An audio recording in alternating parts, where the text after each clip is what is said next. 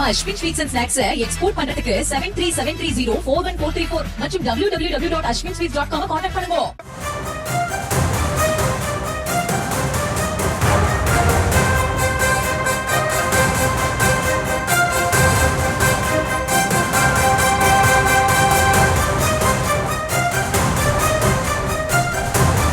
அண்மைச் செய்தி.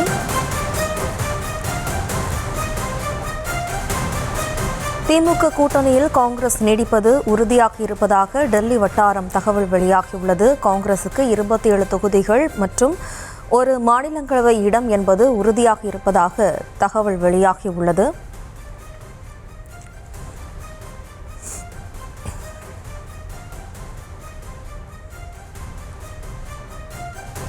காங்கிரசுக்கு 27 தொகுதிகள் மற்றும் ஒரு மாநிலங்களவை இடம் என்பது உறுதியாக இருப்பதாக தகவல் வெளியாகியுள்ளது.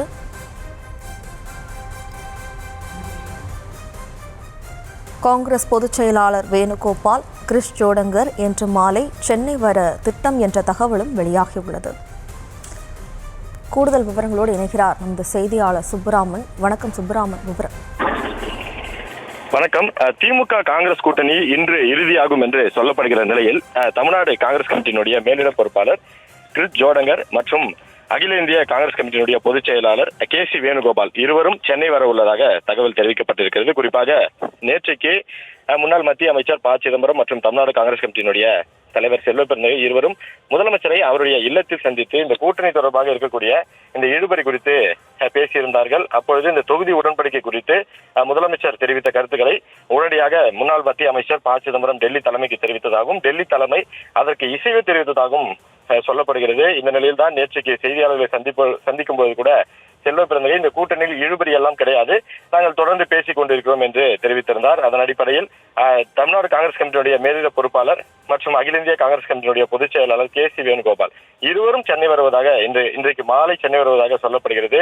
அநேகமாக இன்றைக்கு இந்த தொகுதி உடன்படிக்கை என்பது கையெழுத்தாக வாய்ப்பிருப்பதாகவும் அதற்காக தான் அவர்கள் இருவரும் சென்னை வருவதாகவும் தகவலானது தெரிவிக்கப்பட்டிருக்கிறது. அதே போல இந்த காங்கிரஸ் கட்சிக்கு ஒதுக்கப்படக்கூடிய தொகுதிகள் என்பது இறுதி செய்யப்பட்டு விட்டதாக தகவல் சொல்லப்படுகிறது.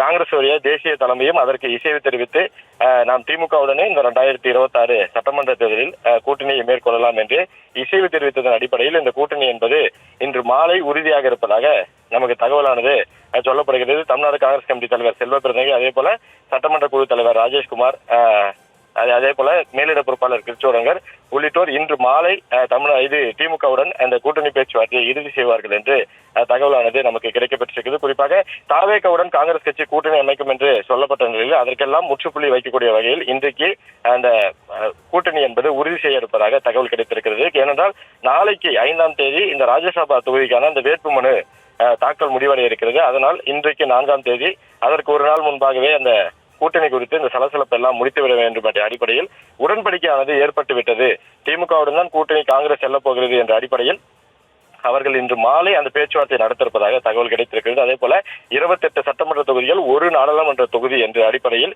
இந்த கூட்டணி பேச்சுவார்த்தை என்பது உறுதி செய்யப்பட இருப்பதாக தகவல் கிடைத்திருக்கிறது. இன்றைக்கு மாலையில் தமிழ்நாடு காங்கிரஸ் கமிட்டியினுடைய இந்த மேலிட பொறுப்பாளர் கிரிஷ் ஜோடங்கர் சென்னை வருகிறார்.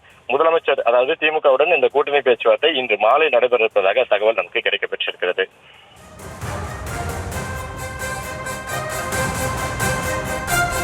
விவரங்களுக்கு நன்றி சுப்பராமன். நம்ம Ashwin sweets and snacks export பண்றதுக்கு 7373041434 மற்றும் www.ashwinsweets.com கான்டாக்ட் பண்ணுங்க.